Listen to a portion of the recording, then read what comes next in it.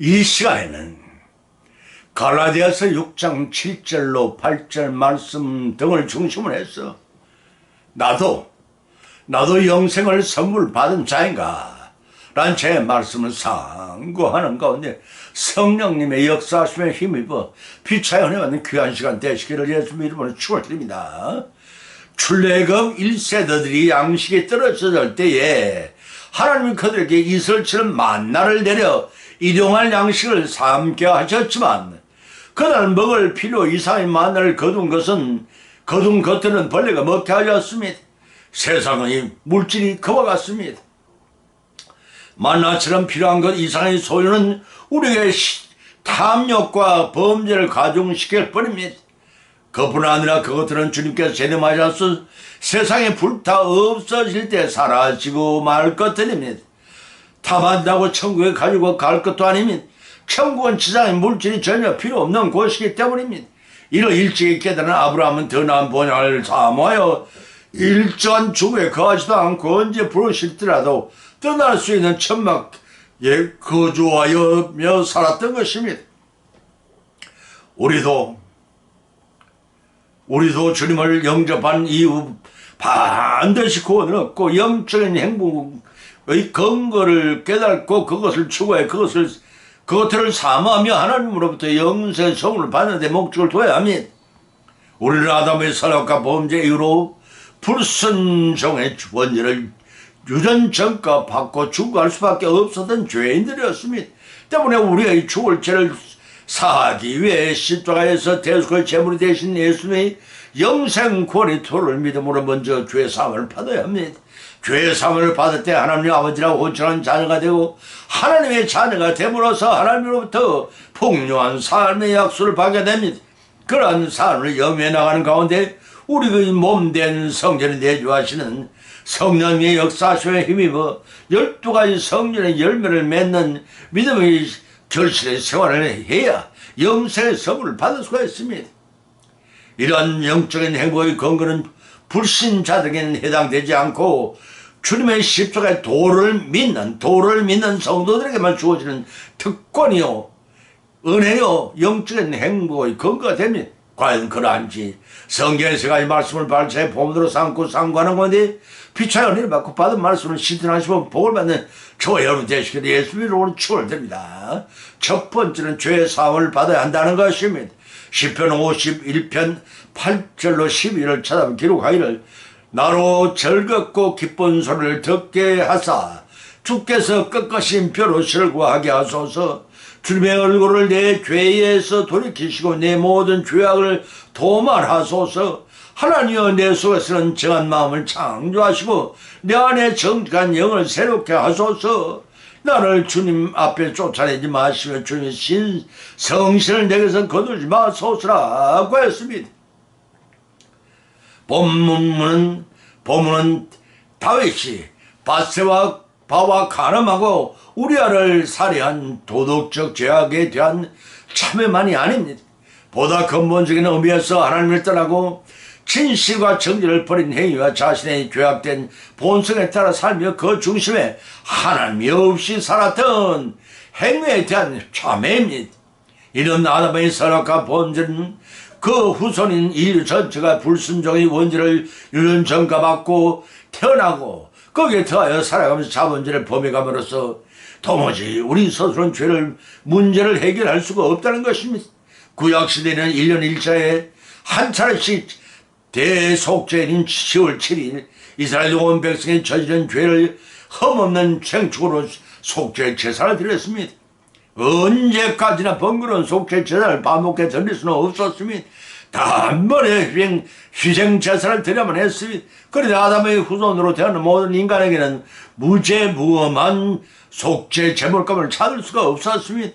그뿐 아니라 사람과 사람 사이를 중재할 자격을 갖춘 인물을 사람 가운데는 도무지 구할 수가 없었습니다. 그래서 성부 하나님께서는 무죄무험하시고 독생하신 성자를 사람의 몸의 비장에 보내서 대속과 화목 제물이 되게 하심으로 십자가의 도를 완성하셨던 것입니다. 이로 말미암아 십자가의 도를 믿는 자는 죄 사함을 받고 영생의 길을 허락하셨습니다. 그러나 인간이 한평생 살아가면서 자본주의를 누적시켜 나감으로써 죄에 벗어날 길이 없었으니 예수 그리스도께서는 인간이 그 고뇌를 하시고 십자가의 도를 완성하셨고 그 사역을 마쳤다고 부활 성찬하신 것만이 아닙니다. 영원한 대제사장으로 남아있는 두 가지 일을 성취하셔야만 했으면 그 첫째는 예수님께 자신이 십자가에 흘리신 대속의 보혈을 가지고 성찬하셨습니다. 원형 성전에는 너희 지성소에 있는 하나님의 시온소에 들어가 원죄를 위하여 7번 자범죄를 위하여 1번 뿌리심으로 죄인들이 범한 죄를 회개할 때마다 용서받을 수 있는 사죄 은총을 마련해 주셨습니다. 그 두 번째는 하나님 보좌 우편에서 주야로 택한 성도들이 한 사람도 낙오함이 없이 모두 회개하고 천국에 들어오기를 중보 기도하시는 사역을 오늘 이 시간에도 계속하고 계십니다. 이러한 주님의 구원의 원총으로 말미암아 영적인 행보의 근거가 마련되고 그 바탕엔 죄인의 회개가 뒤따름으로써 구원과 평안의 축복을 하나님으로서 받아들고 있는 것입니다. 이사야 선지자는 경고하기를 하나님은 상한 갈대를 꺾지 아니하시며 꺼져가는 심리의 불꽃을 꺼지 아니하신다고 하였습니다. 하나님의 상한 심령을 긍휼히 여기십니다. 보면 구절에서 시편 기자가 강구하기를 주님의 얼굴을 내 죄에서 돌이키시고 내 모든 죄악을 도말하소서라고 했습니다. 본절 서두에 주님의 얼굴을 내 죄에 돌이키시고라는 이 말씀은 주님의 공의에 왜곡되게 자신의 죄를 눈감아 달라는 강구 아닙니다. 오히려 자신의 죄의 중함을 생각할 때 멸망받을 수밖에 없으니 자신의 긍휼히 여기서 죄의 과대로 형벌을 받지 않게 해달라는 강구의 기도입니다. 다시 말했어요. 나의 죄에 대한 모든 기록을 판결문에서 삭제해달라는 간절한 요청입니다. 그렇게 청원을 한 시편 기사는 보면 10절에 내 속에 정한 마음을 창조하시고 내 안에 정직한 영을 새롭게 하소서라고 부르셨습니다. 여기서 중요한 사실은 하나님께 죄를 용서받는 일도 중요하지만 그보다 다시는 죄를 짓지 않는 변화된 마음을 지니는 것임을 명심해야 할 것입니다. 그래서 다윗은 본절을 말미에서 내 안에 정직한 영을 새롭게 하소서라고 간청했던 것입니다. 정직한 영이란 진실한 영과 확정된 심령으로도 번역될 수 있으며 이런 전적으로 하나님께서 의지한 마음 곧 믿음을 말할 수가 있습니다.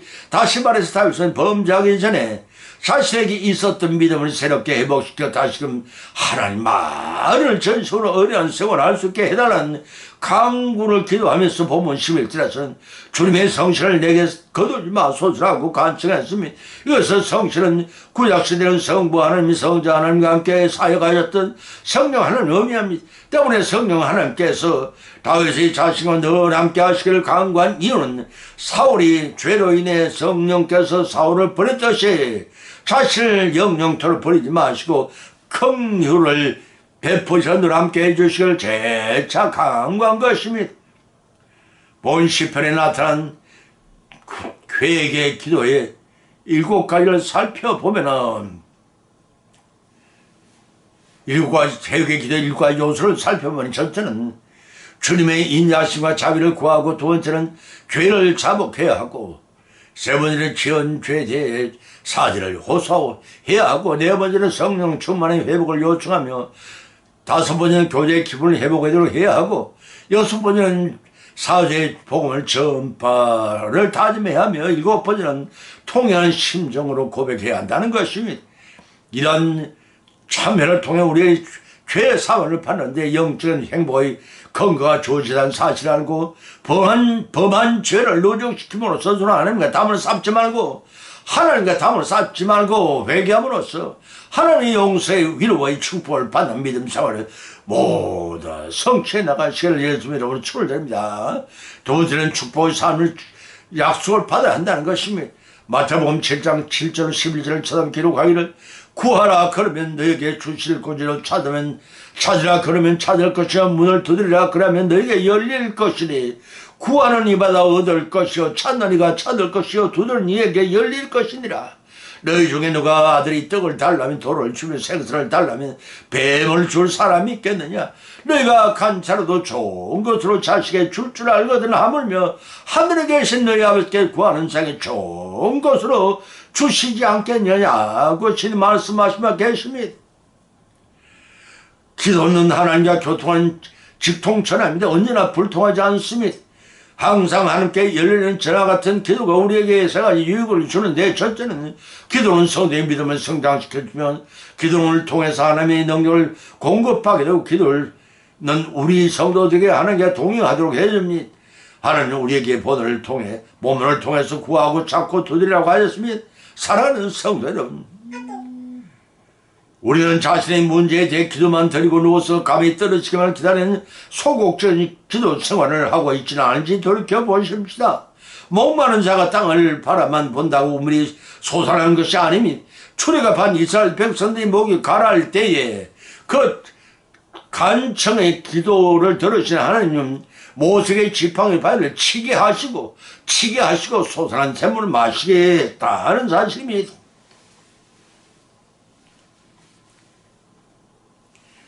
말씀을 믿고 적극적인 행위를 잘 행할 때 성령 하나님의 역사가 일어난다는 것입니다.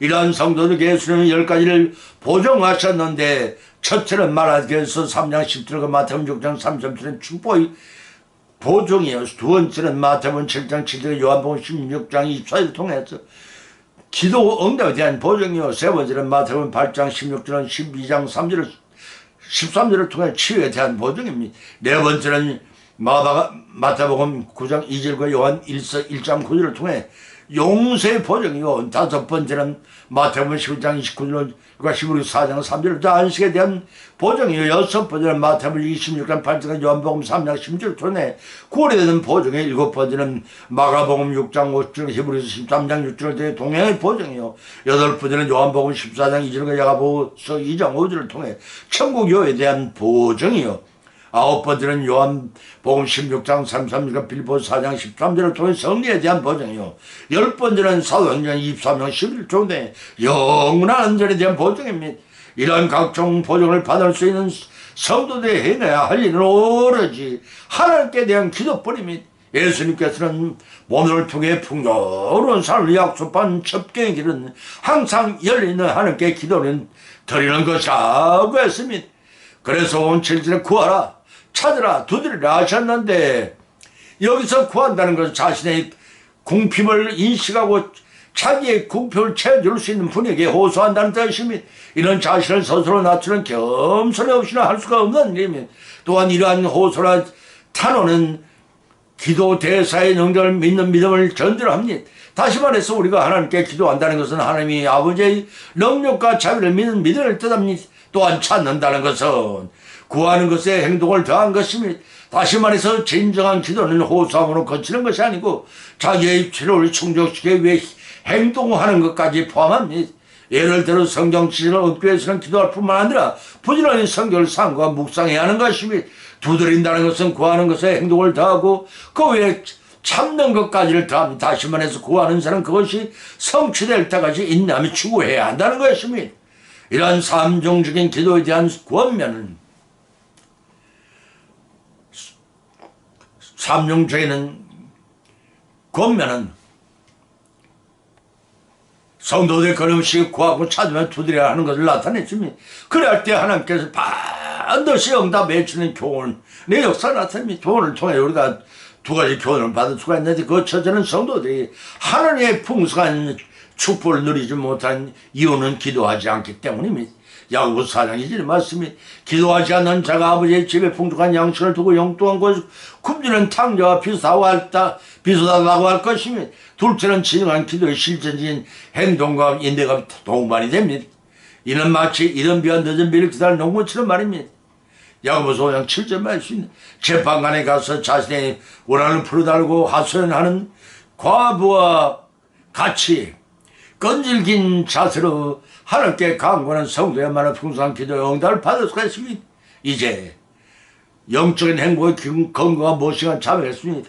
그것은 항상 우리의 기도를 듣기를 원하시는 하나님께 기도를 드림으로써 풍성한 삶을 약속받을 수 있다는 사실을 감지하시고 구하고 찾고 두들기는 건질긴 인내의 기도를 통해 복을 주시기를 원하시는 하나님의 풍성한 기도의 응답을 받고 누리시기를 예수님의 이름으로 축원드립니다. 세 번째는 항상 몸된 성전을 정결케 해야 한다는 것입니다. 고린도서 3장 16절 17절을 찾아보면 기록하기를 너희가 하나님의 성전인 것과 하나님의 성전이 너희 안에 거하시는 것을 알지 못하느냐. 누구든지 하나님의 성전을 더럽히면 하나님이 그 사람을 멸하시리라. 하나님의 성전은 거룩하니 너희도 그러하니라고 밝혀놓고 있습니다. 본문에서 사도 바울은 각 성도들을 구약시대의 하나님의 임재의 상징이며 처소였던 성전에 비유하고 있습니다. 바울이 이처럼 성도들 성전에 비유한 근거는 각 성도들에 대한 성령의 내주하심이었습니다. 다시 말해서 구약시대의 성전에 하나님의 영광이 임재하신 것 같이 하나님의 영이신 성령께서 각 성도 안에 내주하심으로 각 성도는 하나님의 성전이 된다는 것입니다. 요한일서 2장 24절 4장 13절의 말씀이 그런 의미에서 각 성도는 집합된 교회 역시 하나님의 성전임이 틀림없이 그런데 사도 바울이 이처럼 성도나 교회를 구약의 성전에 비유한 것은 교인들이 나누어 분쟁하는 것은 교회를 부패시켜 파괴하는 것으로서 하나님의 심판을 면치 못할 중대한 죄악임을 경고하기 위해서입니다. 율법에 의하면 성전을 더럽히는 자는 사형에 처하거나 하나님의 선민 공동체에서 추방하도록 규정하고 있습니다. 민수기 19장 20절의 말씀이 이처럼 돌로 지어진 성전을 더럽히는 자에게 엄중한 처벌을 내리도록 규정하신 하나님께서 영적인 성전인 사회 공동체를 더럽히는 영적인 성전인 교회 공동체를 더럽히는 자들을 멸하실 것이라 자명한 저 분쟁을 거쳐 교회를 거룩하게 유지하는 것이 사도 바울의 교훈의 요지입니다. 이러한 본문의 말씀을 통해 우리는 두 가지 교훈을 받게 되는데 그 첫째는 하나님의 성전으로서의 성도 각 개인이 성령께서 온전히 거하실 수 있도록 온갖 죄악과 세상적인 탐심을 버리고 거룩하고 성결된 생활을 해 나가야 한다는 것입니다. 에베소 5장 8절 데살로니가서 3장 14절 말씀이 그 두 번째는 성도는 교회를 나누는 분쟁이 하나님이 거룩한 성전을 더럽히는 일이요 하나님이 심판을 면치 못할 죄악임을 깨닫고 그리스도의 말씀으로 하나되어 사랑과 은혜가 넘치는 성령 충만한 교회가 되도록 해야 한다는 것입니다.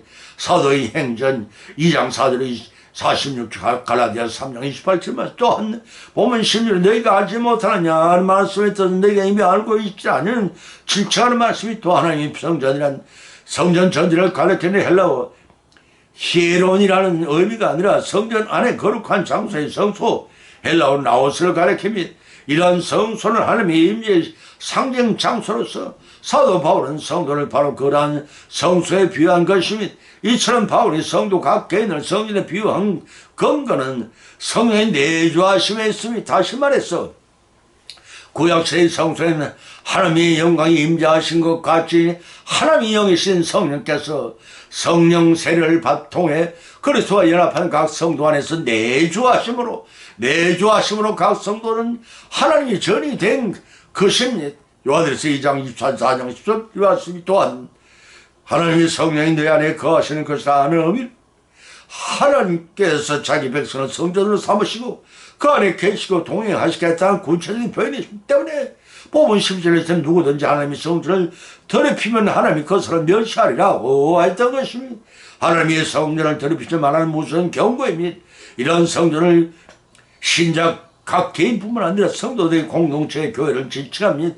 더럽히면 왜 해당하는 헬라어 푸데레이라는 말은 파괴하다, 부패시키다 라는 뜻을 지니고 있습니다. 따라서 교회의 본질은 교회를 부패시키고 나아가서는 교회를 파괴합니다.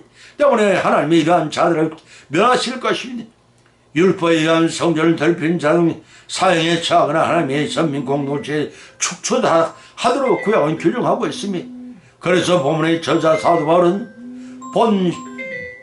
본절 말미에서 하나님의 성전은 거룩하고 너희도 거룩하라고 했더니 이 말씀의 뜻은 성도 각 개인은 하나님의 성전인데 이러한 성전은 거룩하다는 것입니다. 그러니 성전된 교회는 너희도 자연히 거룩해야 한다는 것입니다.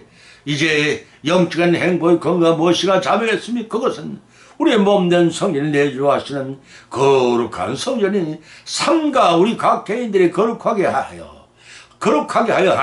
항상 성령께 임재하시는 전이 됨으로써 동행하심과 보호함을 받는 우리 모두의 형통한 삶을 이루어나가시기를 예수의 이름으로 간절히 축원드립니다. 결론을 맺습니다. 오늘 나도 영생을 선물 받은 자인가라는 제 말씀을 상고하는 가운데 피차 믿음대로 은혜를 받았고 또한 세 가지 교훈을 받은 자입니다. 그 첫 번째는 영적인 행복의 근거는 주님으로부터 죄의 사함을 받고 구원받은 자라는 것입니다. 두 번째는 영적인 행복의 근거는 구하고 찾고 두드려 풍요한 삶의 약속을 받은 자라는 것입니다. 세 번째는 영적인 행복의 근거는 우리 몸된 성전에 항상 성령이 임재하시는 것을 느끼는 삶을 통해 성령이 동행하심과 보호하심을 받은 자라는 것입니다. 이러한 교훈을 받은 것으로 거치지 마십시다. 우리의 실생활 가운데 받은 말씀을 실천하고 적용케 하시는 성령의 역사하심의 힘의 믿음이 나늘의 성숙되기를 바라며 그래 예비하신 하늘의 복을 다 받고 누리신 저와 여러분이 축복의 삶이 임하시기를 예수의 이름으로 간절히 축원을 드립니다. 찬송가 455장을 올립니다.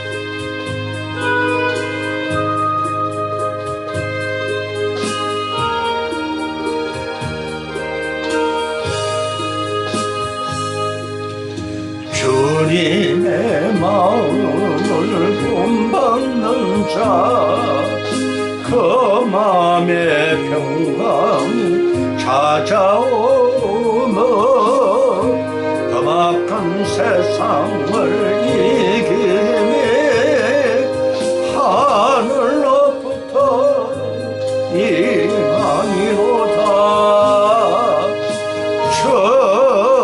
주님의 마음 본받아 살면서